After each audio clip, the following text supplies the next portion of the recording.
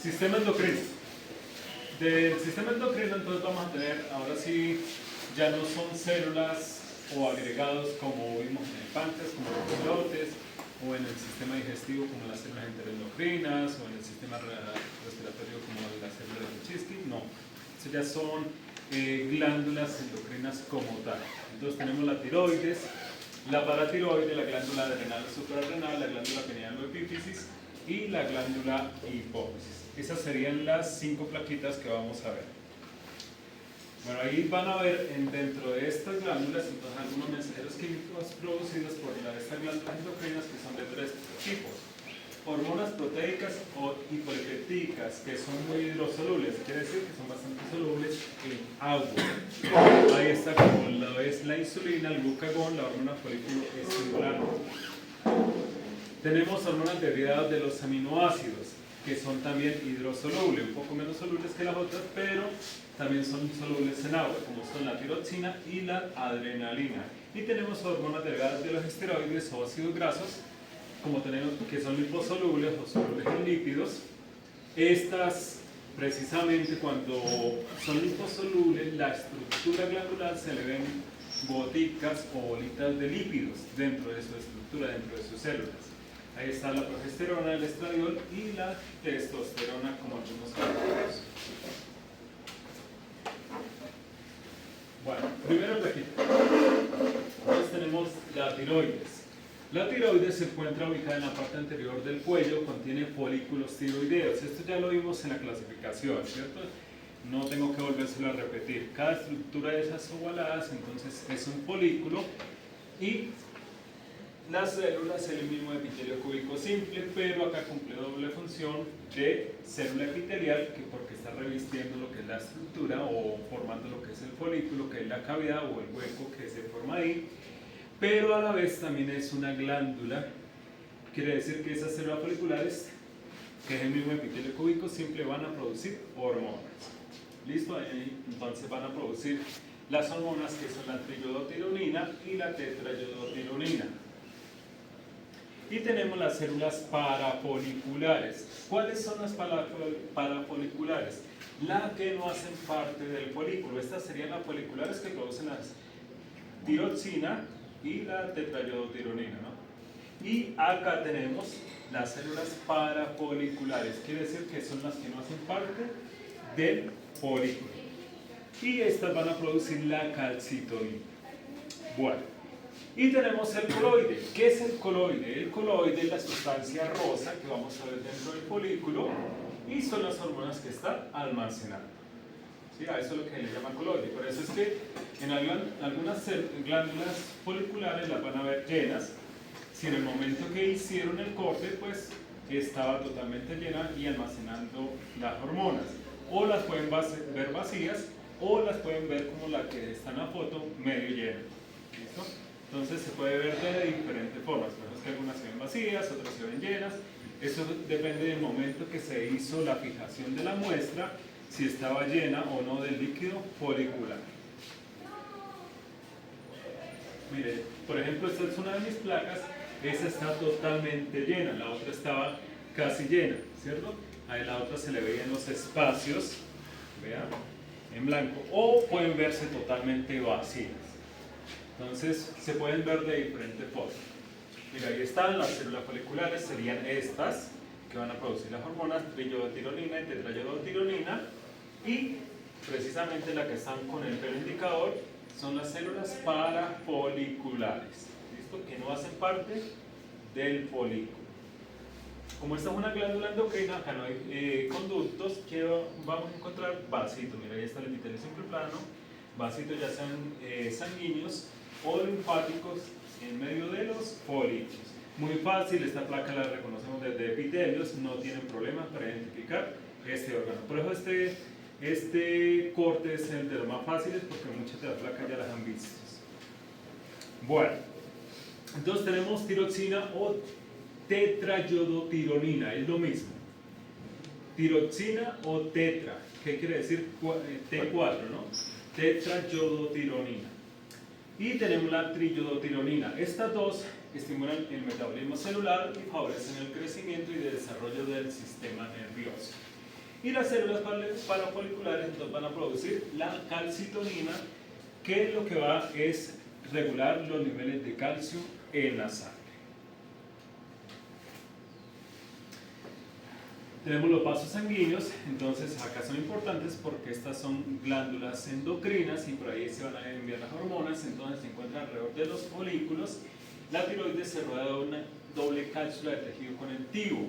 ¿Qué quiere decir? En su parte externa, no sé si esta tiene la muestra, no, la foto no está, en su parte externa entonces tiene una doble capita de tejido conectivo denso y regular a manera de cápsula que está revistiendo esta glándula. Y la glándula tiroides responde a la hormona estimuladora de la tiroides desde la semana 22 de la vida fetal, ¿cierto? Cuando se desarrolla el embrión. Y la ausencia congénita de la tiroides determina lesiones neurológicas irreversibles en el lactante o cretinismo, esto debido a que precisamente la tiroides durante el desarrollo embrionario ayuda a desarrollar el sistema nervioso central, ¿cierto? Entonces si hay algún daño, pues obviamente no se desarrolla adecuadamente y por eso sucede.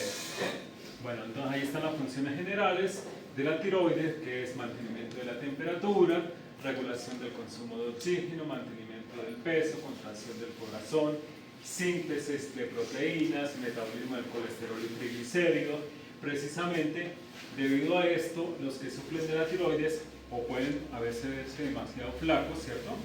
O al contrario, pueden verse demasiado gordos porque hay un descontrol precisamente en el metabolismo de estos elementos. Crecimiento somático, diferenciación y maduración del sistema nervioso central y regulación del metabolismo del calcio. Bueno, la siguiente, que ya también la reconocemos, que fueron las dos plaquitas que utilizamos como ejemplos, tenemos la paratiroides. Esta es de tipo ¿qué? Cordonal, ¿cierto? Son células sueltas. Bueno, solamente en esta vimos la clasificación de estas dos plaquitas. Pero esta, al igual que la tiroides, también tiene sus propias células. Acá vamos a encontrar dos tipos. Sí, aunque todo se vea morado, acá hay dos tipos de células. Tenemos las células principales, que son todas estas, y tenemos las células oxífilas. Pero ustedes digan, todo se ve morado. Sí, pero acá hay una diferencia, mire esas zonas. Donde están las células oxífilas, ¿qué hay? Sustancia extracelular abundante. Y así las pueden reconocer. Entonces, todas estas serían las células principales y estas son las células oxífilas. Muy fácil, aunque todo se vea morado. ¿Listo? Bueno.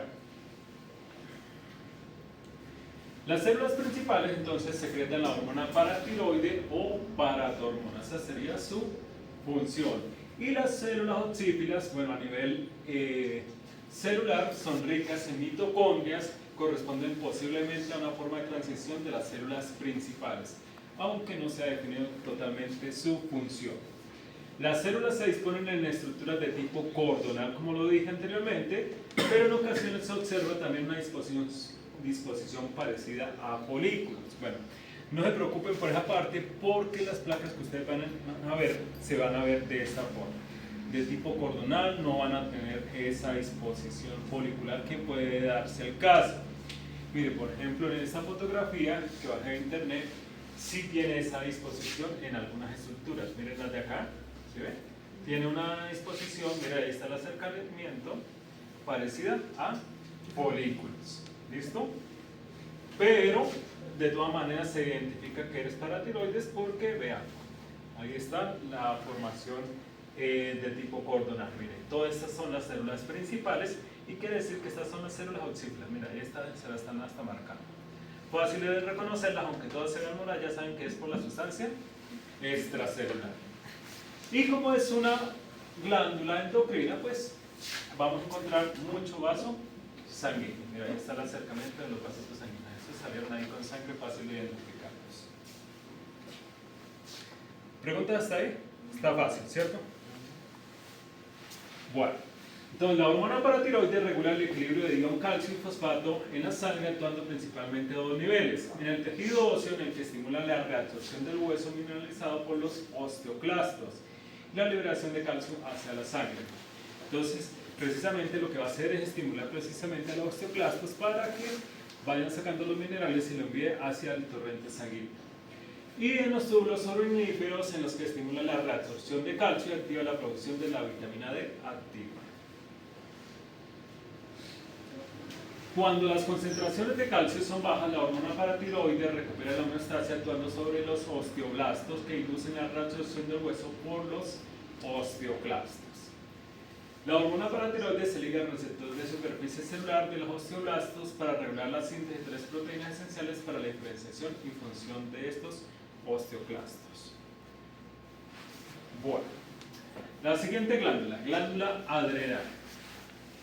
Esta glándula adrenal o suprarrenal, que es la misma, también es una glándula endocrina. Esta a nivel morfológico se encuentra en el polo superior de cada riñón. Mira, ahí está la ubicación a nivel morfológico. Y esta vamos a ir, ojo, este tiene zonas.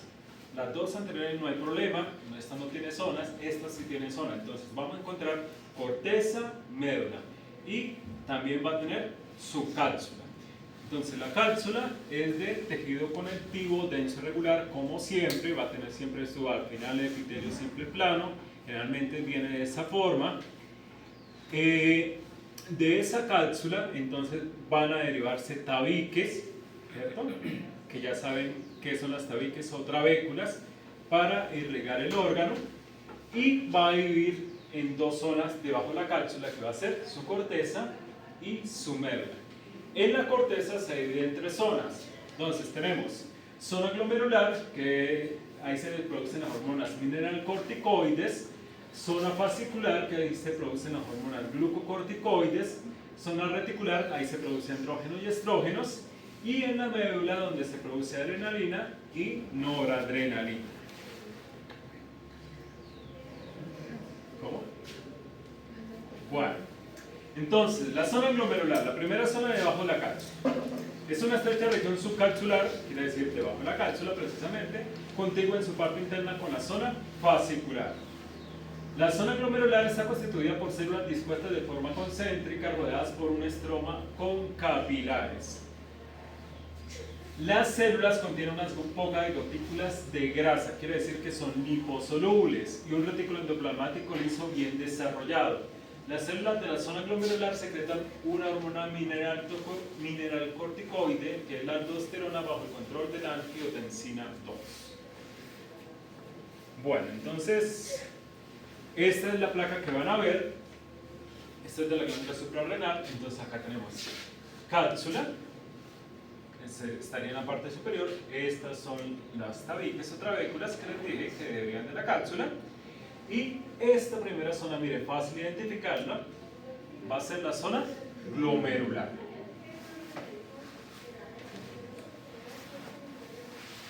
Zona fascicular.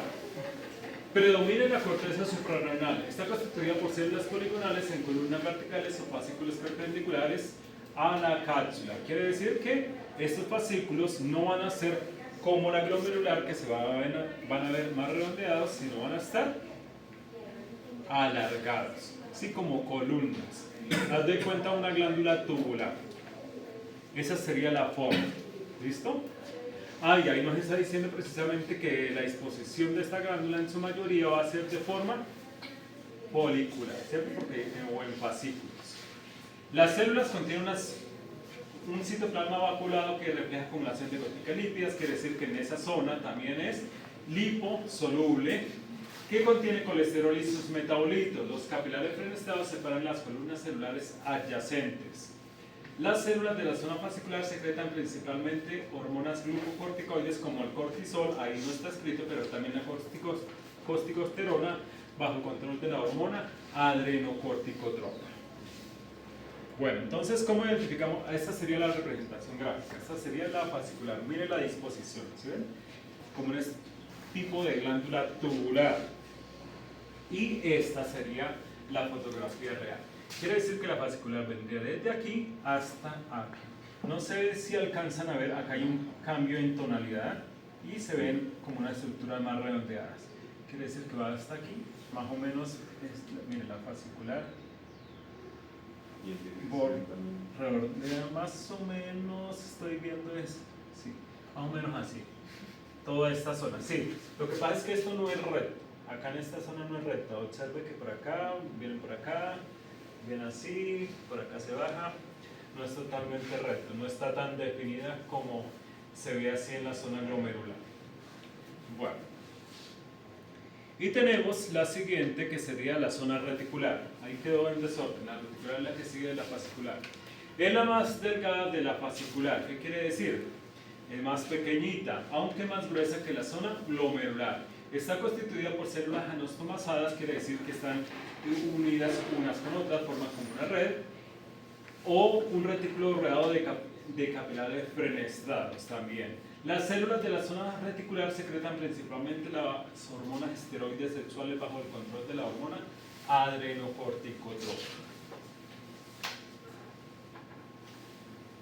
Entonces, la reticular sería esta zona. Como les dije, acá no está muy definida como la zona glomerular, sino acá, miren, ahí donde hay como más acumulación en algunas zonas, acá se ve, por ejemplo, un poco más delgada. La estructura, aunque no está muy clarita la foto, es una estructura un poco redondeada. ¿Listo? No es alargada como la zona fascicular.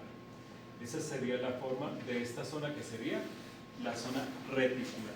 Y por último tenemos la zona medular. La zona medular viene entonces acá, mire, viene desde la superficie, desde la corteza, viene el tejido conectivo y observe que en la zona media aquí se engruesa, ¿cierto? Y la disposición de acá, mire que es de tipo cordonal. Ya no se ven estructuras en fascículos como estas, sino son células sueltas. Toda esta zona es de tipo cordonal. Y acá se va a producir adrenalina y noradrenalina. Entonces tenemos la zona medular, contiene dos poblaciones rodeadas de sinusoides venosos. Quiere decir que hay muchos vasitos en esa zona. ¿Listo? Muy pequeñitos, puros capilares, puras vénulas en esa zona. Las células secretoras de la adrenalina representan el 80% y las células secretoras de la noradrenalina van a representar el 20%. La adrenalina y la noradrenalina, como referencia, son catecolaminas. Bueno, ahí está la representación gráfica de todas las zonas. Mire la cápsula, que va a ser tejido conectivo, va a estar vascularizada, va a tener su epitelio simple plano. La zona glomerular, observe que el fascículo se ve redondeado. La zona fascicular se ve como estilo tubular, ¿cierto? Alargado. La zona reticular nuevamente se va a ver redondeado. Y la medular, ya les dije que van a estar sueltas esta estructura en la parte media. Y los sinusoides a los cuales se hace referencia el texto son todos estos espacios en blanco, que son pequeños capilares o vasitos muy pequeñitos. También, obviamente, como por acá entra el ilio, van a ver también algunas venas o arterias de mayor tamaño. Preguntas de esta era como la más complicada. Está fácil, ¿cierto? Bueno, funciones. Tenemos entonces la zona glomerular, ahí se van a producir las hormonas mineralocorticoides, específicamente la aldosterona. Entonces, a nivel de los tubos renales aumenta la reabsorción del sodio, el nivel de sodio excretado en la orina, manteniendo el volumen y la presión sanguínea. Estimula la absorción de sodio y secreción del potasio en el tubo distal y colector del riñón, mecanismo renina-angiotensina y mecanismo de regulación del potasio. Bueno, en la zona fascicular, entonces ahí se producen las hormonas glucocorticoides, tenemos el cortisol, controla el metabolismo de las grasas, proteínas y carbohidratos. Y la corticosterona, que junto al cortisol suprime las reacciones inflamatorias del cuerpo y también afecta al sistema inmunológico. En la zona reticular, entonces se produce adrenalina, específicamente la epinefrina, aumenta la frecuencia y la fuerza y la fuerza de las contracciones del corazón facilita el flujo de sangre a los músculos y al cerebro, causa relajación del músculo liso, ayuda a convertir el glucógeno en glucosa en el hígado. Y la noradrenalina, específicamente la norepinefrina, tiene poco efecto en el músculo liso en el proceso metabólico y gasto cardíaco y efecto vasoconstrictores fuertes, aumentando la presión sanguínea. Bueno, tenemos la glándula pineal o epífisis. Esta es pequeña y está ubicada cerca del centro del cerebro a nivel morfológico. Sería esta pequeñita que vemos por acá. Contiene células sensibles a la luz. ¿Por qué? Porque precisamente acá se produce una hormona que llaman la hormona del sueño, ¿sí? Y esta se produce precisamente en horas de oscuridad. Por eso es que cuando apagan la luz uno se siente como somnoliento, precisamente porque empieza la producción de este tipo de hormona. Hola, buenos días. Esta se va a secretar la melatonina en forma rítmica con valores máximos durante la noche y una caída rápida durante el día. ¿Por qué? Porque la luz afecta precisamente a que se produzca o se suprima precisamente la producción de la melatonina. La exposición a la luz, entonces, durante el ciclo de oscuridad interrumpe la producción de esta melatonina. Va a tener una cápsula. La cápsula, como está cerca del cerebro, ¿cierto? En sus partes casi media, deriva de la pía madre. No sé si han escuchado pía madre, dura madre, anemnoides, que esos son tejidos que envuelven precisamente lo que sería cerebro, cerebelo, médula espinal. Y entonces esta deriva su cápsula precisamente de la pía madre y está compuesta por tejido conectivo de colágeno. ¿Cuál colágeno? Pues denso y regular colágenoso. Los tabiques derivados de la cápsula dividen la glándula pineal en glóbulos incompletos. Bueno, ahí vamos a encontrar tres tipos de células. Tenemos las células parenquimáticas o arenilla cerebral, los pinealocitos, que derivan precisamente del nombre de la glándula pineal, pinealocitos, y las células de glía, ¿sí? O neuroglía. Bueno, tenemos las células parenquimáticas o arenilla cerebral.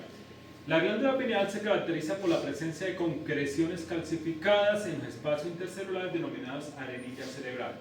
¿Qué quiere decir? Es como una acumulación, ¿cierto?, de calcio y se ve como si fuera una estructura negra, como una especie de mancha.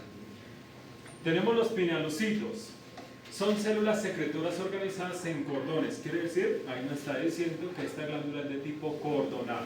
Y agregados que reposan sobre una lámina basal y se rodea de tejido conectivo, precisamente denso y regular, vasos sanguíneos revestidos por células endoteliales y nervios. Entonces es común ver nervios dentro de esta glándula. Y tenemos las células intersticiales o de neuroglía. Algunos llaman intersticiales, algunos autores, algunos de neuroglía, da igual. Se encuentran en los pinealocitos. Las células intersticiales parecidas a la glía y el tejido conectivo aportan el soporte a los pinealocitos funcionales. Quiere decir que la función es de soporte estructural precisamente a los pinealocitos. Bueno, precisamente lo que ven acá, esto no es mugre, sino la arenilla cerebral o células parenquimáticas. ¿Listo? Entonces se van a ver de esa forma. Mira, ahí está un acercamiento de una de estas. Esa sería la arenilla cerebral o células parenquimáticas. Tenemos los pinealocitos. Bueno, acá está un poco rara la foto, porque no sé si acá hay, sí, acá hay una mejor. Ahí está. O células de neuroglía. Mire, este autor, por ejemplo, le llama células de neuroglía, ¿cierto? Y tenemos los pinealocitos. ¿Cómo vamos a identificar estos dos? Los pinealocitos se le va a ver el núcleo y el citoplasma. Ya las de neuroglía, observen que se ve como una célula más concentrada. ¿Sí? No se alcanza a ver el núcleo. Además que tiene una diferencia en tamaño, se ve un poco menor. Mire, por ejemplo, mira acá, esta sería de neuroglía y la que tenemos ahí al lado son los pinealocitos. Se le alcanza a ver el núcleo y se le alcanza a ver el citoplasma. ¿Listo? Eso es lo que más se va a saber. Lo que más abunda van a ser precisamente los pinealocitos.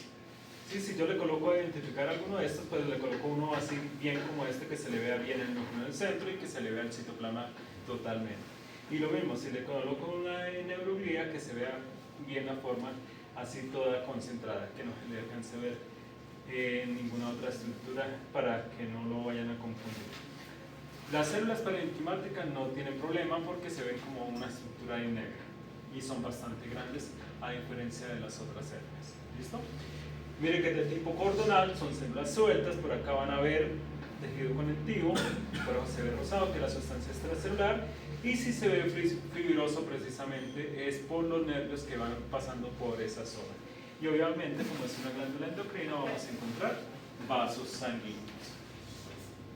Mire, ahí está, esa está vista de lejos, mire, por ahí pasa uno que otro nervio. Ahí se ven las ramificaciones, por eso se ve fibroso por esa zona. Bueno, y terminamos con hipófisis. No digo que son súper cortos estos dos temas, 10 plaquitas, nada más. Tenemos la hipófisis. Este comprende dos tejidos distintos a nivel embrionológico. Tenemos la adenohipófisis con porción pineal glandular y la neurohipófisis o porción neural. Esta sería la única muestra que tiene como más partes. Tenemos la adenohipófisis. Se forman por tres divisiones o partes. La parte distal o lóbulo anterior, que es la parte fundamental de la glándula. La parte tuberal, rodeada por un collarín parcial o completo, al tallo o eje infundibular y componente neural, y juntos constituyen el tallo hipofisiario. Esta parte tuberal precisamente es la que une la hipófisis al hipotálamo, ¿cierto? Y tenemos la parte intermedia o lóbulo intermedio, que es rudimentario en los adultos. Se trata de una delgada cuña que separa la parte distal de la neurohipófisis. Bueno, entonces vamos a hablar precisamente entonces de la parte distal. La parte distal, o par anterior también lo llaman, o parte anterior, cualquiera de los dos nombres, parte distal, o parte anterior, o par anterior, se compone de dos tipos de células, cromófagas y cromófilas. Ojo que los nombres son muy parecidos, fobas y filas, la terminación es diferente, cromofilas y cromófobas. Bueno, las cromofilas, las que terminan en filas, se dividen en dos tipos de células, acidófilas y basófilas.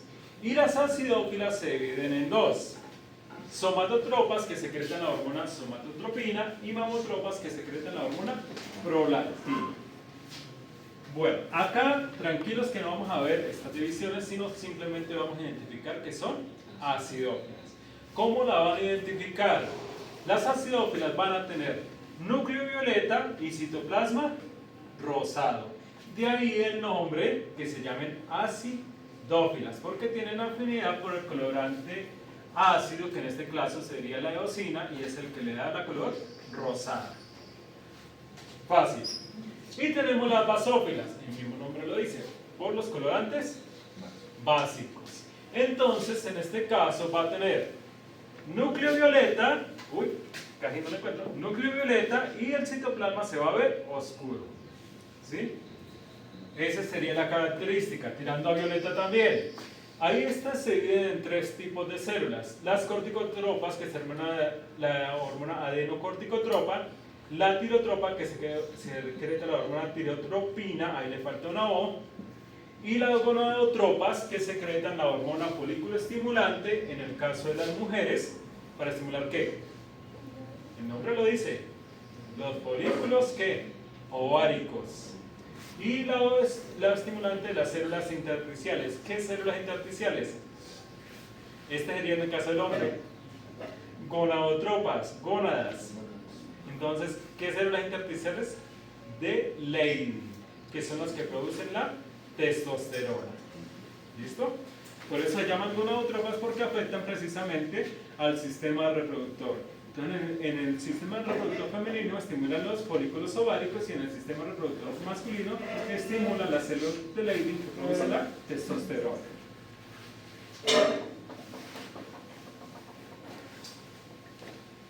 Y tenemos las células cromófobas. Estas posiblemente sean unas células de sostén, aunque se plantea también la probabilidad de que sean de renovación de las células glandulares acidófilas y basófilas. Quiere decir que, al igual que en la glándula paratiroides, como las oxífilas, no se sabe a ciencia cierta cuál es su función, si es un tipo de transición hacia las otras células o si es de sostén en este caso.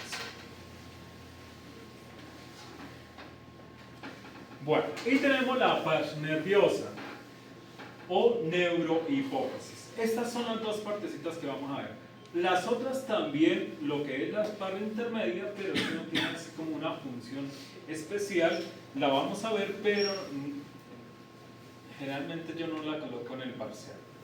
Bueno, pero estas dos sí, puedo colocarle una neurohipófisis, puedo colocarle la parte distal o puedo colocarle las dos a la vez, porque están en la misma estructura. Bueno, tiene aspecto de tejido nervioso. Las células de la par nerviosa son los pituicitos. Ojo que en los parciales me confunden los dos nombres con el pinealocito. Este termina en pituicito, la otra es pinealocito de glándula pineal. ¿Listo? Semejante a las células de neuroglía. Es probable que sirvan de sostén a la fibra nerviosa amielínicas cuyas porciones terminales están expandidas, dando que almacenan productos de neurosecreción dentro de la par nerviosa. Las regiones terminales expandidas se denominan cuerpos de Henry. Bueno, esta es una fotografía. Esta placa la tenía así, pero ya no tengo una muestra que se le vea todo. Mira, acá tenemos la par tuberal, pars anterior o par distal, pars intermedia y par nerviosa. Actualmente tengo unas placas que se le ven estas tres partes, pero la par tuberal ya no, porque esta la que tenía más completa me la partieron. Entonces tengo una que sí se le ven estas tres partecitas, pero la par tuberal no la vamos a poder ver. Acá miren, por ejemplo acá se ve la par tuberal, como les dije, es la que va a unir con el hipotálamo. Bueno, la neurohipófisis. Esta es una coloración especial, ustedes la van a ver en rosado. Entonces, la neurohipófisis, acá esta coloración es para ver los nervios amielínicos. ¿Cierto? Porque recuerden que, ¿qué pasa con los axones amielínicos? Necesitan una coloración especial para poderse ver, ¿cierto? A diferencia de los mielínicos, que si son más gruesos se pueden diferenciar mejor. Bueno, ahí tenemos los pituicitos. Y también vamos a encontrar los axones amielínicos, que estos, como les dije, son estas fibritas que se ven ahí verdosas, que son una coloración especial para identificarlas, y los cuerpos de Henry, que sería la parte expandida que no se alcanza a ver, precisamente de estos terminales o de esos nervios que se ven ahí. Estos cuerpos de Henry precisamente almacenan la hormona oxitocina o la hormona antidiurética. Bueno, entonces hablando del cuerpo de Henry, tenemos ahí la producción de vasopresina o hormona antidiurética que actúa en los vasos colectores de los riñones para aumentar la reabsorción del agua y concentrar la orina. Ahora, ya que veo las abreviaturas, nombre, ¿no? Hormona antidiurética o vasopresina. No leo algo que me coloquen la abreviatura.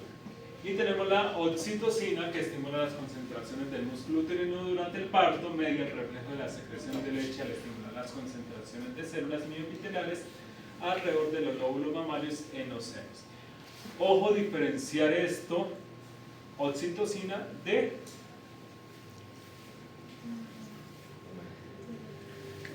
lactina. Porque las funciones son parecidas, pero no son lo mismo. Esta estimula la concentración del músculo uterino durante el parto, media el reflejo de secreción de la leche. ¿Qué quiere decir? Estimula la salida de la leche. Y la lactina lo que hace es estimular la producción, la formación precisamente de la leche. Son muy parecidas, pero son diferentes sus funciones. Bueno, Terminamos ahí. Esta tablita se las dejo. Acá se lee el tipo de hormona. Vamos a aprender los nombres, no la abreviatura. La función y el tipo de molécula. Ahí les quito esto. Sí, eso sería lo que va para el parcial. Ahí están casi todas las que vimos hoy.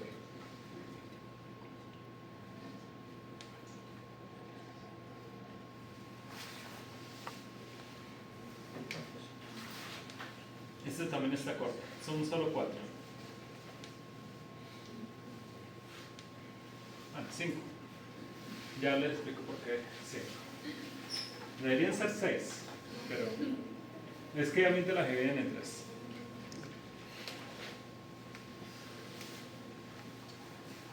Bueno, tenemos las células del sistema inmunitario. Estas se originan a partir de la célula madre hematopoyética de la médula ósea.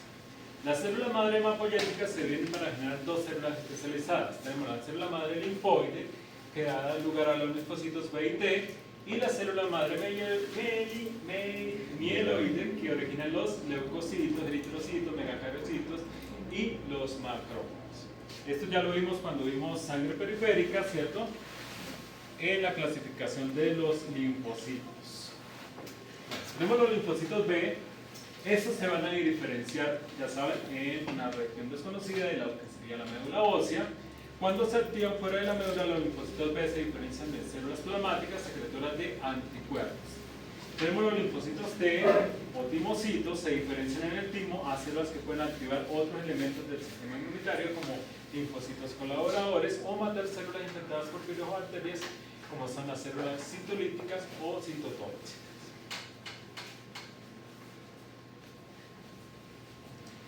Bueno, en el cuerpo entonces vamos a encontrar diferentes tipos de inmunidad. Tenemos la inmunidad innata o natural. Es el mecanismo de protección más sencillo, no necesita una exposición previa al patógeno y su capacidad de respuesta es rápida, ¿cierto? Por ejemplo, precisamente los linfocitos citotóxicos o naturales, estos funcionan de esa forma, necesitan estar expuestos al patógeno para que estos actúen. Tenemos la inmunidad adaptativa o adquirida. Este sistema inmunitario adaptativo adquirido es específico y está formado por los linfocitos T y los linfocitos B. Por eso es que estos reciben sus instrucciones para posteriormente hacer su función, ¿cierto? Linfocitos T, pues las funciones van a recibirlas precisamente es en el timo. Y las células presentadoras de antígeno, aunque utiliza también algunos componentes del sistema inmunitario innato para proteger al organismo. Se desarrolla cuando el individuo se expone a un agente patógeno o infeccioso. Quiere decir que esta tiene que estar expuesta precisamente primero al patógeno para que posteriormente el cuerpo, ya posteriormente, si vuelve a ser invadido, lo pueda reconocer. Tenemos la inmunidad pasiva y la inmunidad activa. La inmunidad activa es una forma permanente de inmunidad que el individuo desarrolla tras la exposición directa a un antígeno o a un patógeno. ¿Qué quiere decir? Es infectado por este agente patógeno y posteriormente el cuerpo, si se vuelve a infectar, siempre lo va a reconocer, siempre va a estar presente en el cuerpo.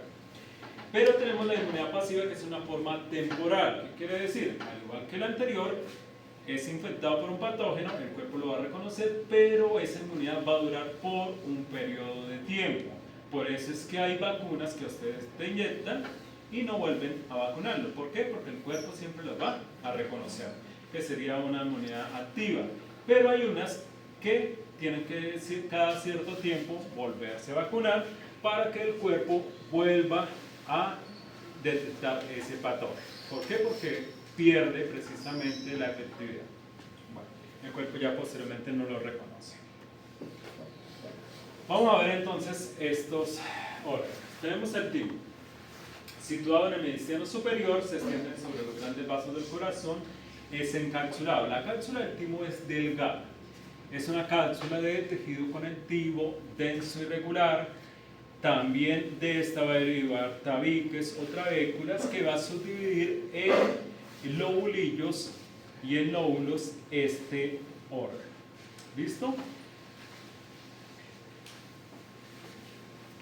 En el timo vamos a encontrar un estroma grueso. El estroma grueso entonces hace referencia a la cápsula, que es de denso irregular, con epitelio simple plano, las trabéculas que derivan de la cápsula, que va a dividir el órgano en lóbulos y lobulillos, y el ilio, que es el sitio por donde entra vaso sanguíneo, el vaso linfático, nervios para irrigar este órgano. Tenemos el estroma fino, que son las células, ahí vamos a encontrar unas células que se llaman células retículo epiteliales. Y en estos órganos, en todos estos, vamos a hablar de un parénquima. Cuando hablemos de parénquima, está haciéndose referencia a los linfocitos o a las células linfáticas que vamos a encontrar en estos órganos. ¿Listo? Entonces, en el caso del timo, el parénquima se divide en una corteza que tiene abundantes linfocitos maduros y macrófagos, y una médula que tiene abundantes linfocitos jóvenes, linfoblastos y macrófagos. Bueno, precisamente hablando de lóbulos y lobulillos, los lobulillos de este órgano van a tener todos una corteza y una médula, para que lo tengan en cuenta. Y esa médula a veces se puede unir a otros lobulillos, por eso dice que tiene lobulillos incompletos. Ahorita lo vamos a ver. Después de los primeros años de vida, el timo comienza a involucionar y se infiltra por células adiposas. Sin embargo, su función puede continuar incluso en adultos de mayor edad. ¿Qué quiere decir? Que podemos encontrar un timo con abundante tejido adiposo. La cápsula del timo está compuesta por tejido conectivo denso irregular colagenoso, envía los tabiques a los lóbulos y los distribuye precisamente en lobulillos incompletos. ¿Por qué? Porque pueden fusionarse entre ellos y compartir algunos elementos. La corteza, entonces, en el caso del timo, que va a ser su parénquima, es más oscura que la médula por la presencia de un gran número de linfocitos T o timocitos. Las células T con capacidad inmunitaria salen de la médula ósea, migran a la periferia de la corteza tímica, donde se someten a una proliferación extensa e instrucciones para convertirse en células T con capacidad inmunitaria. Quiere decir que en la corteza van a estar los linfocitos ya maduros, ya con su función, ¿cierto? Bueno, y quiere decir que entonces en la médula vamos a encontrar, sobre todo, son linfocitos jóvenes. Acá tenemos un lóbulo. Ya saben que el lóbulo sería toda la estructura que está, contiene todos los lobulillos. Quiere decir que este va a ser un lóbulo, este va a ser otro lóbulo completo. Cada sección de esta va a ser entonces un lobulillo. Y observemos, entonces, en el lobulillo la parte oscura va a ser corteza y la parte clara va a ser la médula. Pero observe cómo este lobulillo comparte médula.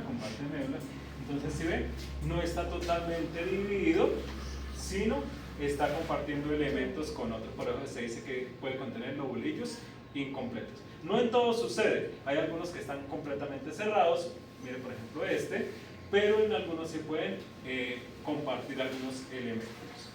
Bueno, eso en menor aumento. Si lo vamos a ver más de cerca, mira, acá hay otra. Esto sería un lóbulo, este sería otro lóbulo. ¿Listo? Dividido por lobulillos. Mira, este lobulillo está completo, no tiene ningún, tiene su corteza, tiene su médula, no está compartiendo. Este, por ejemplo, le falta la médula, ¿cierto? Algunos, por ejemplo, este está compartiendo médula con otro. Entonces se puede ver de diferentes formas. Si lo vemos de cerca, precisamente la médula, no sé si se dieron cuenta acá, ven estas estructuras como rosadas, un poco redondeadas. Si lo vemos de cerca, entonces vamos a encontrar estos elementos. En el timo vamos a encontrar en su médula lo que se llaman los corpúsculos de Hassall. No Hassan, Hassall. Si me escuchan, no, se ríen, pero en los parciales y después ya no se lo van.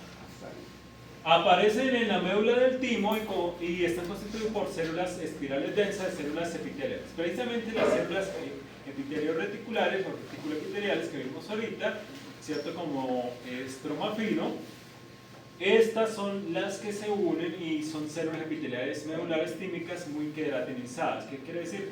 Que estas se unen, se queratinizan y forman esta estructura redondeada que se conoce como el corpúsculo de Hassall. Estos van a producir lo que es la linfopoyetina estromaltímica, que es una citocina que estimula lo que son las células dendríticas típicas. Mira, acá tenemos otra. Bueno, se le puede llamar corpúsculo basal o, como este autor lo llama, corpúsculos típicos. ¿Sí? Cualquiera de los dos nombres se le puede dar. Acá hasta ahora están en formación, por eso le llaman ahí que es un corpúsculo menor, porque hasta ahora se están formando. Ahí están las células epitelios reticulares, que cuando se unen forman precisamente los corpúsculos típicos o corpúsculos de Hassan. Bueno, no está difícil, mira, hay otra fotografía, las células epitelios reticulares y lo que está en formación de un corpúsculo de Hassan. Siguiente, ganglios linfáticos. Los ganglios linfáticos, entonces, su parénquima tiene acumulaciones de linfocitos T, linfocitos C, linfocitos B, células presentadoras de antígeno y macrófagos. Estas células linfoides reaccionan a la presencia de antígeno mediante la respuesta inmunitaria en la que los macrófagos fagocitan bacterias y otros microorganismos que entran al ganglio linfático a través de la linfa. Bueno, este órgano es muy fácil, entonces vamos a verlo a nivel histológico. Va a tener una cápsula, al igual que los otros, también de tejido conectivo, denso y regular vascularizado, con epitelio simple plano acá al final. Va a tener una zona que es por donde entra el ilios, ya saben, vasos sanguíneos, vasos linfáticos, nervios para irrigar el órgano. ¿Listo? Por ejemplo, por esta zona observen que son los vasos de mayor tamaño. Este también se divide en una corteza y una médula, pero a diferencia del anterior, usted acá no vamos a encontrar lóbulos y lobulillos, no, simplemente el órgano está dividido en corteza y médula. La corteza tiene todo lo que llamaría el parénquima, que sería el tejido linfático en su gran mayoría, y va a tener los nódulos, otra vez, nódulos linfoides que vimos en apéndice, que vimos en ilion. Bueno, y si observan, ¿dónde se ve la mayoría de nódulos linfoides? Ubicación en el órgano. Pero en la corteza sí, pero pegados más a la cápsula, para que lo tengan en cuenta. Observen, la mayoría de nódulos linfoides en este órgano se pegan o están pegados a la cápsula. Porque observen, esto también sería la zona de la corteza, y observe que en esta zona casi no hay nódulos linfoides. ¿Sí ves? Casi la mayoría están todos pegados a la cápsula, para que lo tengan en cuenta. Bueno, en estos nódulos linfoides, esto no lo habíamos visto, vamos a encontrar dos zonas. Una corteza, un manto y una médula. ¿Listo? La médula es la parte central del nódulo, pero se ven de dos tonos. Donde están los linfocitos jóvenes, y el manto es donde están los linfocitos maduros. O algunos autores como este le llaman también centro germinal, ¿cierto? Porque ahí están desarrollando como tal. Mira, ahí está. Este autor, por ejemplo, divide la corteza en dos zonas: corteza externa y corteza interna. ¿Por qué? Porque hay una diferencia. Vea que en la corteza externa hay más nódulos y en la corteza interna casi no hay presencia de nódulos. Sí hay tejido linfático, pero casi no hay presencia de nódulos. ¿Sí? Pero no, tranquilo, solamente digámosle corteza, no nos compliquemos. Bueno, y tenemos la médula. La médula está llena de senos medulares o sinusoides. ¿Qué quiere decir? Todos esos espacios en blanco que corresponden a los pequeños capilares, entonces le llaman senos medulares. Y tenemos cordones medulares. ¿Qué son los cordones medulares? El mismo tejido linfático, quiere decir linfocito, pero en medio de los senos medulares. Entonces, estas líneas que ven acá de tejido linfático, a eso es lo que se conoce como senos medulares. Mira, ahí está otra fotografía. Cápsula, ¿cierto? Las trabéculas, como siempre, corteza y médula. En la corteza el nódulo linfoide, ahí está su manto, su centro germinal. Y acá en la médula, entonces, mire si ve, ahí está este de cerca, este serían los senos medulares, que serían los capilares que vemos ahí, y estos serían los cordones medulares que corresponden al tejido linfático. ¿Listo?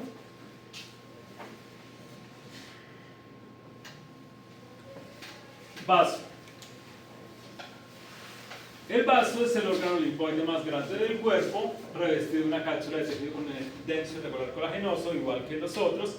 Pero ojo, acá no está escrito, pero la cápsula de este, a diferencia de los otros órganos, es la más gruesa. Es una cápsula gruesa y en consecuencia sus trabéculas también se van a ver gruesas, para que lo tengan en cuenta. Cápsula gruesa y trabéculas gruesas. Está irrigado por una arteria esplénica y drenado por una vena esplénica. El vaso entonces realiza doble función. Tenemos la pulpa blanca. Sí, el vaso entonces se va a dividir en estas dos zonas. Pulpa blanca y pulpa roja. Ya no médula, ya no corteza, sino pulpa blanca y pulpa roja. La pulpa blanca es el componente inmunitario del vaso. Los componentes de la pulpa blanca reaccionan frente a los antígenos transportados por la sangre. En pocas palabras, colóquenlo ahí si están escribiendo, la pulpa blanca en pocas palabras es el nódulo linfóide. Entonces son los nódulos linfóides. ¿Listo? Y tenemos la pulpa roja. La pulpa roja, entonces, es un filtro que elimina hematides envejecidos seleccionados y los gérmenes circundantes de la sangre. Esta está compuesta, entonces, por sinusoides, muchos sinusoides, ahí se le llaman sinusoides esplénicos. ¿Qué quiere decir? Pequeños capilares, vasitos, se llaman esplénicos por el tipo de irrigación y drenación que es la arteria y la vena esplénica. ¿Listo? Y esa sería su función. Y también hay algo de tejido linfático.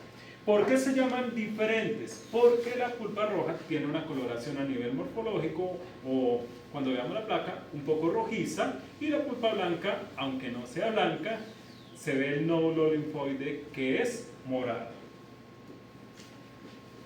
Bueno, el vaso entonces, su función general: filtra la sangre, forma células linfoides, elimina o inactiva antígenos de origen sanguíneo, destruye plaquetas y eritrocitos envejecidos y participa en la hematopoiesis.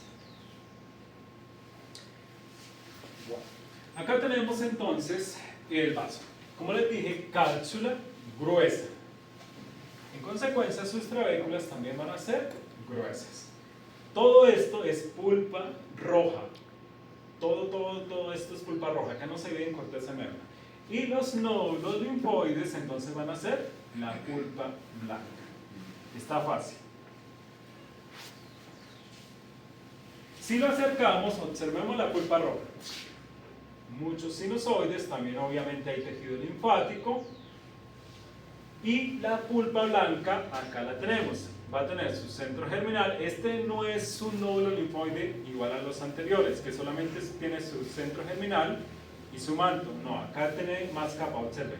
Tiene su centro germinal, tiene su zona periarterial, tiene su vaina linfoide y tiene su arteria central. ¿Listo? Observen que acá se llaman diferentes. Centro germinal, la zona periarterial y su vaina linfoide. Estos son tres zonas, tres capitas. ¿Cuál es la diferencia? Esta se ve más pálida, esta se ve más oscura y esta se ve un color intermedio. Las tres son moraditas, ¿cierto? Pero los tonos son diferentes. Y la arteria central puede estar en el centro o puede estar como esta, ahí, por un ladito, a veces se ve casi afuera. Eso depende en el corte donde haya quedado la arteria.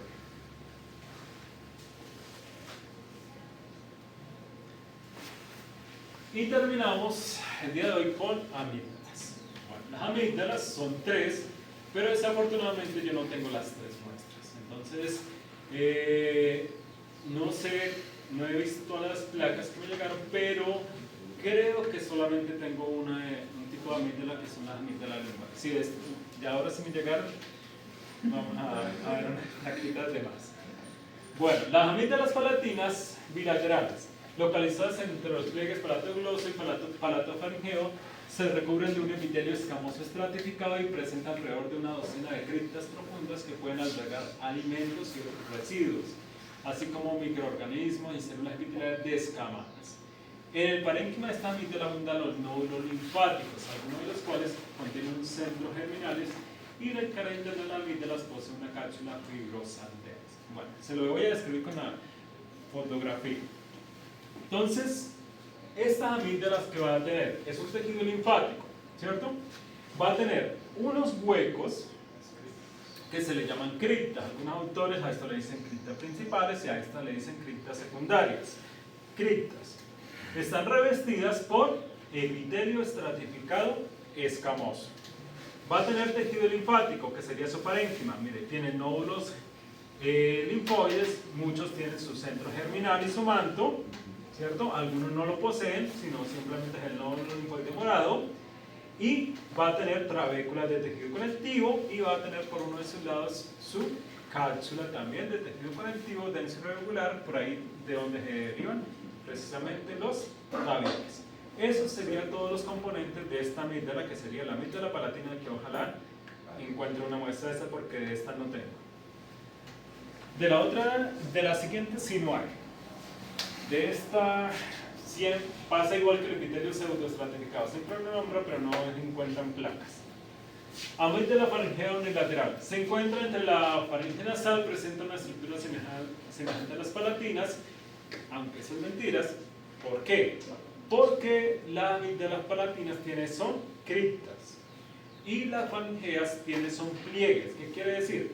Que el tejido se dobla en sí mismo, no son huecos. ¿Listo? Entonces, aunque se reúne epitelio respiratorio, quiere decir que tiene un epitelio pseudoestratificado, posee repliegues superficiales llamados plegamientos en lugar de criptas y una cápsula más delgada. La amígdala faringea inflamada recibe el nombre de adenoma. Bueno, esta es la única fotografía que conseguí por ahí en internet, que ni siquiera se ve muy bien el epitelio, que esta sería la parte del epitelio pseudoestratificado. Acá estaría una parte del parénquima de tejido linfático y acá se ve solamente un nódulo linfoide. Acá sería su manto y esta sería su parte de su centro germinal.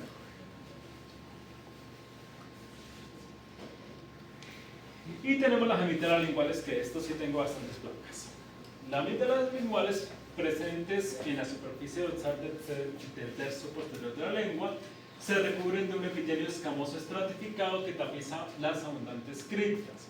Este sí se parece más a la palatina. Va a tener también criptas, va a tener los mismos elementos: criptas, epitelio estratificado escamoso no queratinizado, va a tener nódulos linfoides con su centro germinal y su manto, va a tener trabéculas de tejido conectivo. Pero ¿cuál va a ser la diferencia con la amígdala palatina? Esta, en la parte inferior de las criptas, va a tener glándulas seromucosas de tipo acinar, por eso se le llaman lingual, y van a ser la proporción precisamente más mucosas que serosas, igual que la glándula sublingual. Y así se vería. Entonces, lo mismo que el anterior, tiene sus criptas, tiene su epitelio estratificado escamoso no queratinizado, tiene sus trabéculas, tiene sus nódulos linfáticos con centro germinal y su manto, pero en las partes de la fosa, de las criptas, perdón, en su parte inferior, vamos a ver las glándulas seromucosas. Esa es la diferencia. Y eso es